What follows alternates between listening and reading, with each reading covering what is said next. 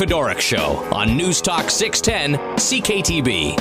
Our guest was with us a few months ago, a very interesting individual. Not only is he a science fiction writer, author, who has this incredible story called The Baptist, but he also keeps a day job, also produces videos that kind of promote and, I don't say they tell the story, but they would almost be like trailers for the story of a book. They're fantastic.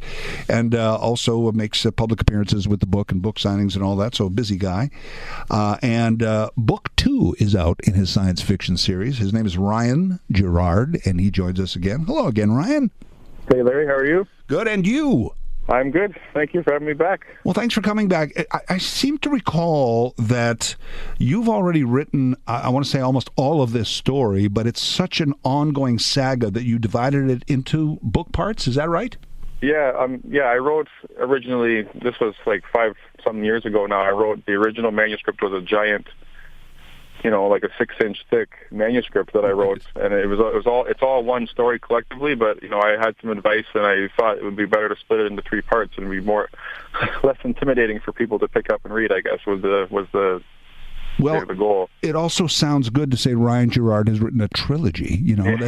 That's got a good sound to it. So now you've released book 2, right? Not quite. It's on the way. Okay. Actually, the first book launch event is so not this Saturday, but the Saturday after. Okay. So April 14th, I'm having the first official launch event. All right. And then, yes, after that, it'll be available and it'll be out there. Well, I want to get to those details, but first, let's talk about this guy, the Baptist, the hero. You call him a protagonist, obviously, but he's the anti-hero. Why is he the anti-hero here? Well, he's the anti-hero because he's not pruned and polished like a lot of readers or moviegoers or anything like that would want to see. Or he's not like a superhero type. He's gritty. He's rugged. He's not. You know what I mean? He doesn't always make the right choice. He sometimes makes a passionate choice or an emotional choice, to get the job done, kind of thing. So he's an anti-hero in that sense. But he does fight for the side of good. Obviously, the books are about this cop who hates evil in the world and wants to do something about it. But sometimes what he does about it isn't always the right decision, and he just acts on pure impulse almost. So, though he is almost superhuman, he is human, though, right? He's got these foibles. Exactly. He's he feels things very very deeply, and he sees things about the world. And there's actually a scene in the book where he's talking to his friend and partner on the force, and his partner cracks a joke at him, making fun of him, saying that he's dark-minded, he's sinister, he's gloomy, he's depressed. But he comes back at him and says, I'm not depressed. I love life. I love everything about life. I like going to the movies. I like having a hot dog, having a beer, all these little things. And the larger things too. He loves life, but it's because he loves life so much and is passionate about it that he cares so much about when on the job that he's on and the evil things that he sees happening. He hates it so much that he feels like he can't just stand by and watch it happen. Right, and so he's really, the big mission is to eradicate evil.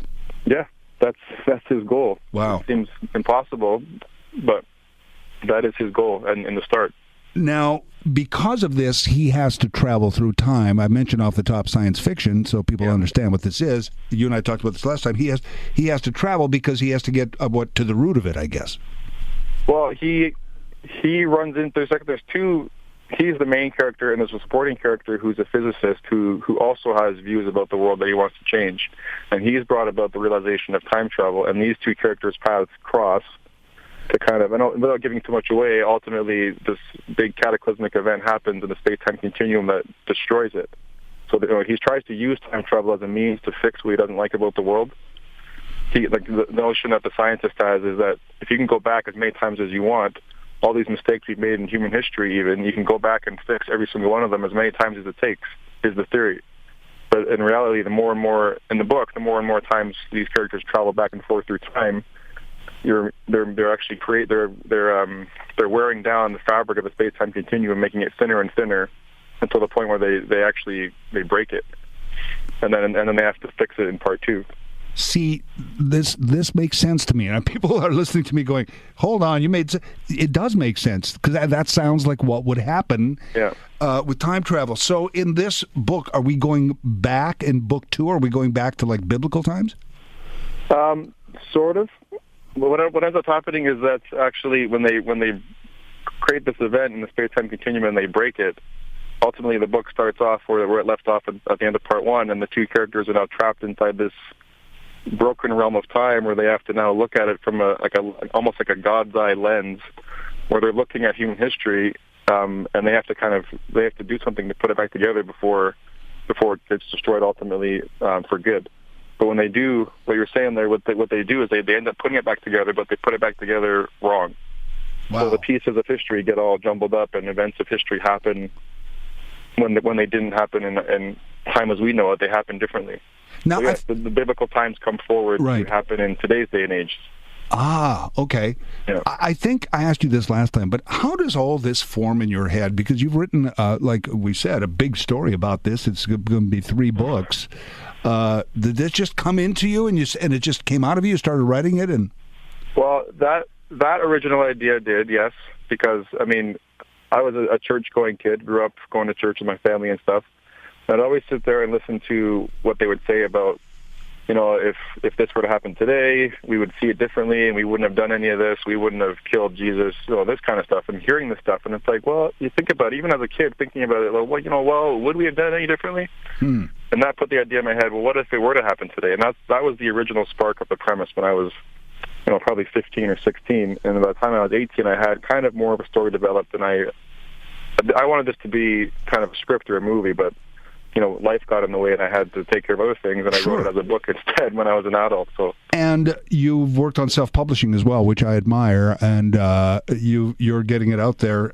It's maybe a little slower than a big publisher, but at least it's getting out there and getting a following. So, I mean, it's difficult going the self-published route. I mean, I'm enjoying it, to be honest. I mean, it's a lot of fun chasing down potential leads, and you make these connections here and there. A part of it is really fun.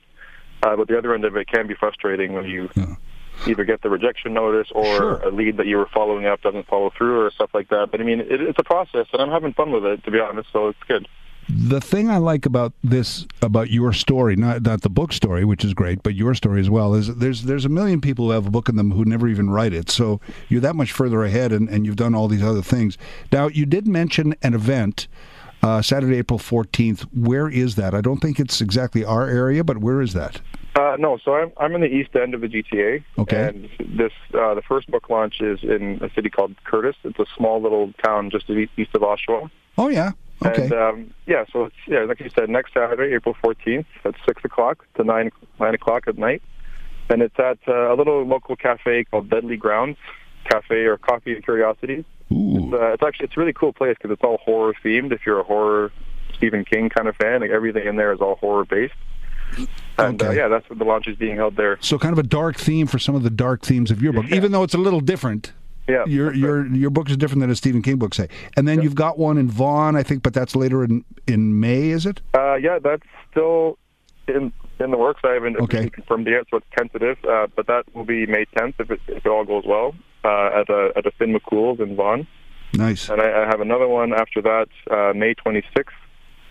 In Oshawa, at the Indigo store there. So I'm having a book on consignment there. It's going to be good. So Ryan, I don't mean to advise you, but you got to start coming out Niagara way here and getting some things set up in Niagara, so we could you could come into the studio. We could talk. Actually, I mean, that'd be great. My next step would be talking to the Indigo store that they each individually do consignments on their own. So I have to contact individual stores. Right. So I will be contacting Indigo stores all across Southern Ontario to try to get the book in there. So in about a week's time, a little more than a week's time, book 2 of The Baptist will be out. What is it? Amazon, Kindle, Kobo as well? It's on Amazon, Kindle, and Kobo. You're right. All right. Yep. Follow the story. What happens as they go back and break things, break the whole continuum. Very interesting. Ryan Gerard, we'll talk again. Thank you so much for today. All right, thanks a lot, Larry. Thanks for having me back. Ryan Gerard, author, science fiction author. It's called The Baptist, and book 2 is going to be out in another week or so, science fiction.